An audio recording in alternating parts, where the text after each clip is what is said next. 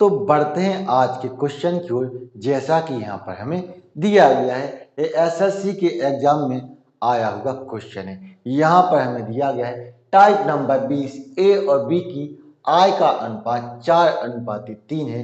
ए का खर्च उसकी आय का 5/12 है, बी का खर्चा उसकी आय का 7/15 है, ए और बी के खर्च का अंतर 4500 है।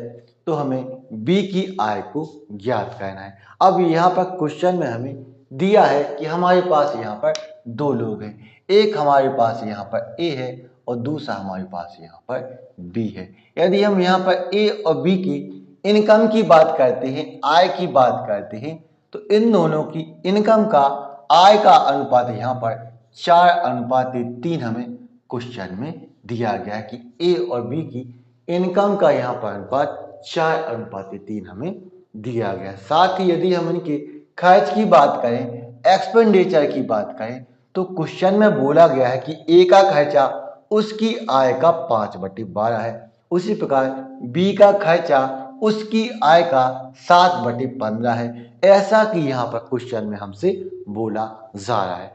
तो यहाँ पर यदि ये कोई ए की इनकम है तो उसकी आय का इनकम का 5/12 ए का खर्चा होगा।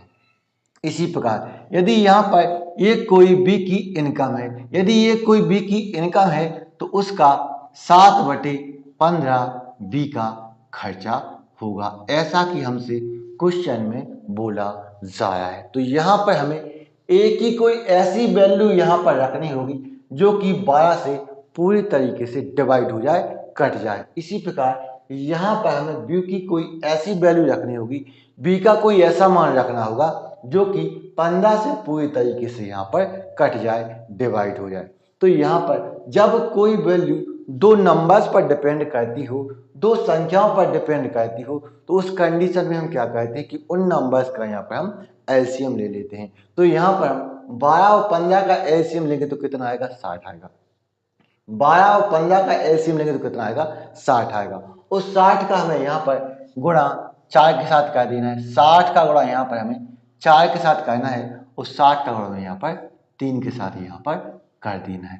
अब ये हमारा 4 का गुणा 60 से करेंगे तो यहाँ पर ए की इनकम यहाँ पर 240 यूनिट हो जाती है। उसी प्रकार 3 का गुणा यहाँ पर हम 60 के साथ करते हैं तो बी की इनकम यहाँ पर 180 यूनिट यहाँ पर हो जाती है। अब यहाँ पर हम 12 से यहाँ पर इसको काटते हैं तो ये कटेगा यहाँ पर 20 बार। कितनी बार कटेगा? 20 बार। और 20 का गुणा यहाँ पर हम 5 के साथ करेंगे तो यहाँ पर 20 का 5 गुना 100 होता है, 20 का 5 गुना 100 होता है, 20 का 5 गुना यहाँ पर 100 होता है। इसी प्रकार 15 से यहाँ पर हम 180 को काटेंगे तो यहाँ पर ये कटेगा 12 बार, यहाँ पर ये कटेगा 12 बार। तो 12 का 7 गुना, 12 का 7 गुना कितना होता है?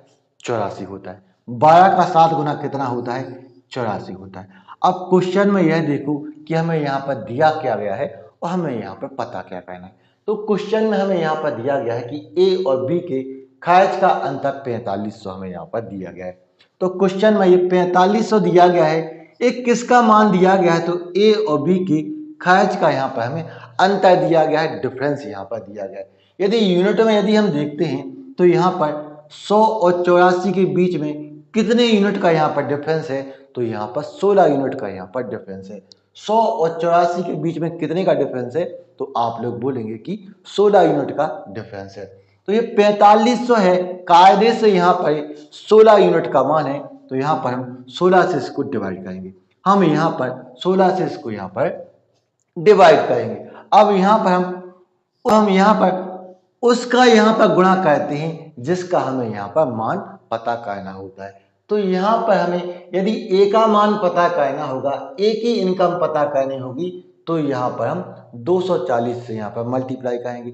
यदि हमें यहाँ पर बी की इनकम पता करनी होगी तो यहाँ पर हम 180 से यहाँ पर हम मल्टीप्लाई करेंगे, गुणा करेंगे। तो क्वेश्चन में यह देखो कि हमें यहाँ पर क्या पता करना है, तो हमें यहाँ पर बी की इनकम पता करनी है।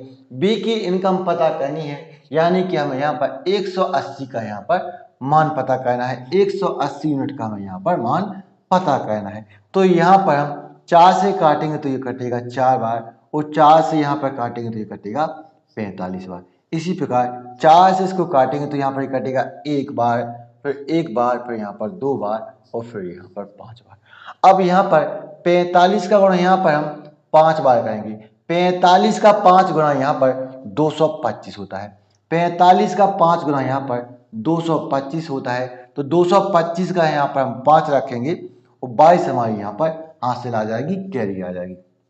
इसी प्रकार 45 का गुणा यहाँ पर हम 2 के साथ करेंगे तो 45 का 2 गुना कितना होता है 90, और 90 में 22 को जोड़ेंगे तो यहाँ पर कितना आएगा हमारा 112। 112 का यहाँ पर हम 2 रखेंगे और 11 हमारी यहाँ पर हासिल आ जाएगी। इसी प्रकार 45 का 1 गुना 45 का गुणा 1 के साथ करेंगे तो कितना आएगा 45, और 45 में 11 हासिल की जोड़ेंगे तो 45 से 11 हमारा 56 हो जाएगा। 56 का यहाँ पर हम 6 रखेंगे और 5 हमारी यहाँ पर हासिल आ जाएगी। फिर 45 का गुणा 1 के साथ करेंगे तो 45 से कम 45, और 45 में यहाँ पर हम 5 हासिल की जोड़ेंगे तो हमारे यहाँ पर 50 हो जाता है। तो 50,625 हमारी यहाँ पर बी की इनकम निकल के आ जाती है, जो कि हमारा बिल्कुल सही आंसर है, जो कि डी है। आपको यदि ये वीडियो पसंद आया है तो इस वीडियो को लाइक करें, शेयर करें, हमारे चैनल को सब्सक्राइब करें। तो मिलते हैं नेक्स्ट वीडियो में। Thank you for watching.